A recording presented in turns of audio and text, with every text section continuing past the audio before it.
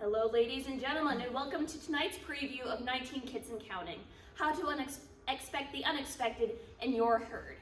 I'm your host, Eleni Kasianides. I've been a part of 4-H for 7 years now, and I am part of the Loudoun County 4-H rabbit hopping, leaps and squeaks, and honor council clubs. I'm 17 years old, and here's me with my little bunny. Her name is Hazel. Now, 19 Kids and Counting. What's that about? So a kit is a baby rabbit, and today I'm going to tell you all the things that I wish I had known when I was expecting my first litter and how to increase your herd. Now, here's a little bit about the scale and scope of this presentation. I wish that I could go on for days and tell you everything about my beautiful little baby bunnies, but I can't. So here are the highlights. I'm going to tell you about my first litter, what the ideal litter looks like, and things that you can do to prepare for your first litter, as well as some things that can happen, such as peanuts, accidents, and mastitis. I'll get into those in a little bit. But at the end, I'm definitely going to share my best tips going forward with what I've learned. So our first litter. It wasn't actually my doe, it was my sister, Grace's. She had a doe named Mia, and Mia had 5 kids, which was great. That's a big litter for such a little bunny. She delivered them all, no issues. They all had nice little round milk bellies within 24 hours. It was great. All 5 of them grew up, and they all went to good homes. Perfect. Well, this set us up for some really unrealistic expectations because we had such a great litter. Now, you might be wondering, I say that we had the perfect litter, but some of you might not know what that looks like. So let me tell you a little bit about what goes into behind the scenes when your rabbit is pregnant. First of all, you don't want to free feed them. A lot of places say that you have to free feed them, but it's actually really not good for them. It can cause the kids to grow too much and too fast, which puts a strain on your doe, and it can also cause fatalities within the kids and the doe. On day 10 to 12, you want to check and palpate to see if she's pregnant. Now, what's palpating? That's kind of like a bunny ultrasound. You want to have your rabbit on a table in front of you, put your thumbs right below her shoulders, and then you want to gently feel her stomach underneath. Now, she might not like this. That could be another sign that she's pregnant. But you also might be wondering, 10 to 12, that's really specific. Yeah. So if you feel before day 10 to 12, you're probably not going to feel anything at all because they're so small. And if you feel after that, it's actually a huge risk that you could be hurting the unborn babies. That's why you got to be really, really careful with what you do. You also want to check for strange behavior. That rabbit that I showed you, that's Hazel. She is the biggest attention seeker I have ever seen. She always wants more pets, more attention, more kisses. But when she's pregnant, nope. She doesn't want anything to do with me. She'll sit at the back of her cage and wait till I leave to go get her food. And that's fine. It's one of the ways that I can tell if she's pregnant or not. So 3 to 5 days before that they're due to kindle, that's when a rabbit gives birth. You want to put a nesting box in there. You should have pine shavings and hay in there, something nice and fluffy that she can give birth on that won't hurt the kids. Check each morning leading up to the birth, about 3 days before and several days after. You really don't have to do much. Just check when you're feeding her, see if she's pulled fur. You'll notice it looks like half a rabbit when it's just your rabbit in there. When you do this, you want to make sure that she does it in the nesting box. If it's not, you can pick up all the fur and put it in there. If she still doesn't want to do it there, try moving the nesting box into the corner that she has chosen. Rabbits are pretty stubborn, and you just want the babies and the babies and the mom to be safe at the end of the day. After she has made a nest, you want to start increasing your checks. So my family, if we see a doe that has pulled fur, one of us will go out first thing in the morning. My mom usually gets up around 6, does it then. She'll let us know. We go out at 8, 9, usually noon after that, and we'll just keep increasing our checks to see if she's breathing really fast or if we think she's gone into labor. As soon as she kindles, we want to check the kits.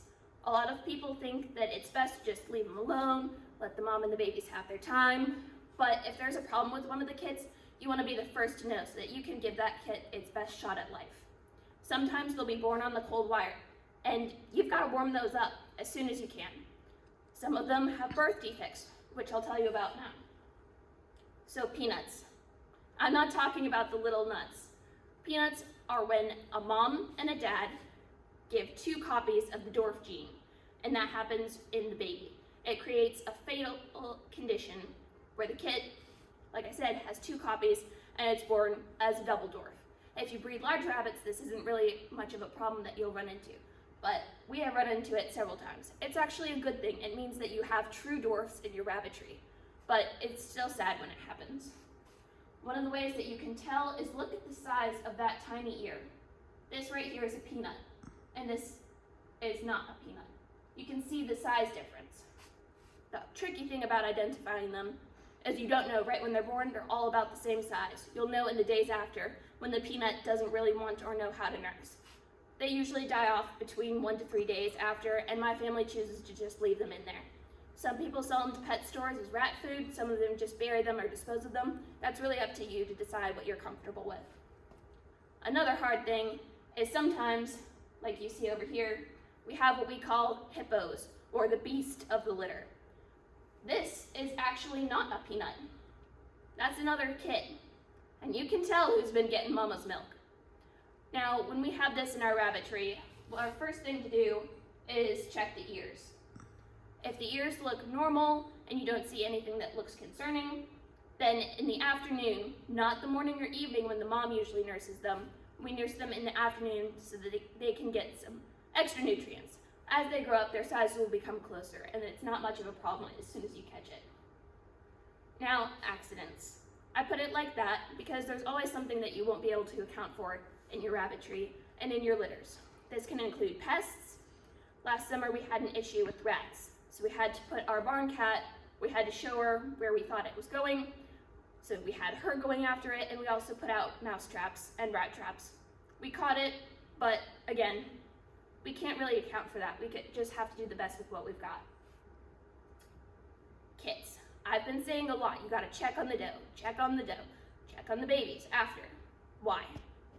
Well, sometimes when the kits are first learning to nurse, they'll actually hang on to the teat, and when the doe leaps out of the box, the kit will go with her. Now, it takes 2 to 3 kits to retain the warmth. If you have anything less, or if you have a kit lying on the cold ground, it's gonna die. Now, what do you do when that happens? Well, when that happens and we go out to the barn, I pick the kid up, I run inside, and I put it in my bra. I know that sounds insane and crazy. You say a lot of weird, insane things on a farm. This is just one of the things you gotta do, and you gotta grin and bear it. If you're wondering, yes, it has worked many times. We have kits and babies still alive in our barn today because my mother and I held a kit in our bra for a couple hours. If you don't feel comfortable doing that, a heating pad is another good alternative, but the bra has had the best results for us anyway. That's why keeping them warm is so important, and checking them often, even after they've been born, to see if they've fallen out. The sooner you catch them, the better the shot you have at warming them up again. Now, this is kind of a graphic slide. Again, I don't show you this to gross you out or anything, but this is something very real that I've just had to deal with within the past month. Remember Hazel? Yeah, I've been talking about her a lot. She just had her second litter. She had 4 kits, which again, really good, except 3 of them at different points wiggled out and fell onto the cold wire, and they died. We weren't around, and we could not revive them when we came back. As a result, there was only 1 baby drinking the milk of 4. Now, the baby didn't get tremendously fat, but Hazel got a clogged milk duct, and so she developed mastitis, which is an infection of the mammary gland. And we had to milk our rabbit. Yeah, I do know what I've just said, believe me. It's pretty weird. And not only have we had to milk our rabbit, but I would like to share with you a very lovely piece of knowledge that I now have. Do you know the bug bite thing? It's a great invention actually for the summer. If you get bit by a mosquito, you hold it up and then you pull the syringe back and it sucks the bug's saliva out, so your bug bite isn't itchy anymore. Another use of this product could be a bunny breast pump. I am completely serious. It worked. We also gave her Benebac to help keep her gut bacteria, since we had to give her shots of penicillin. Now, my mom used to work in a nursing home, so she's trained on how to give injections. She just modified it so it was safe for bunnies, and we calculated the cc's of penicillin that we needed to give her. And here's what it looked like after a few days of us milking our dough with our bunny breast pump and giving her antibiotics. If this happens to you in your barn, try and milk her the best you can, but if she means a lot to you and you would rather not put her down, you do have to go to the vet for some penicillin. That is one of the weirdest things that I have ever had to do, but she's alive and well, her baby is still alive and well because we did our research and because we had contacts. Here are my best tips going forward. I know that I've just said a lot of weird stuff, but it can be condensed into this. You gotta check on your does often, before and after delivery, and also even before you even plan to breed, so that you know when they're acting different. Weighing your kits daily is a great way to track their weight and to make sure that all of them are gaining properly and that you don't have any peanuts in your litter or anything that you should be concerned about. That's one of your first clues that you have a peanut or someone's hogging the milk. Like I said earlier, you want to have a plan for peanuts. If you have a dead kit in your hand, it's a sad thing. It's a very sickening feeling in your stomach. You don't want to worry about what you're going to have to do or bury, especially when it's cold and it's winter. Right now the ground is frozen. Having a plan beforehand can just help make everything go smoother. Our family chooses to dispose of them through the trash, but that's a choice that everyone has to make. You want to invest in a good nest box. A lot of people tend to use cardboard because it's disposable and you don't have to clean it. My rabbits personally take that as a challenge or a joke. I can't quite tell yet, but they think that it's the world's nicest litter box and they pee all over it, which is extremely unsanitary for the kids. You want to do your research.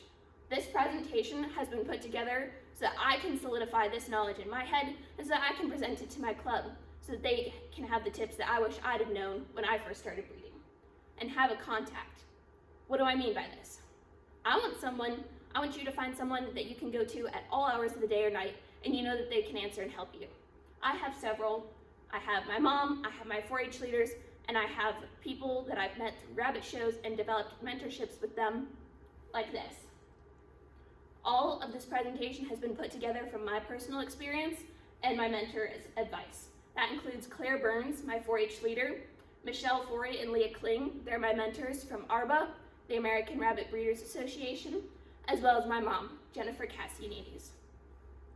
I really hope that this presentation has helped you learn a little bit more about rabbit breeding and also just what happens on a farm. And you just gotta grin and bear it sometimes. It really is a wild thing, but I'm so lucky that I live in a place where I can learn about these things.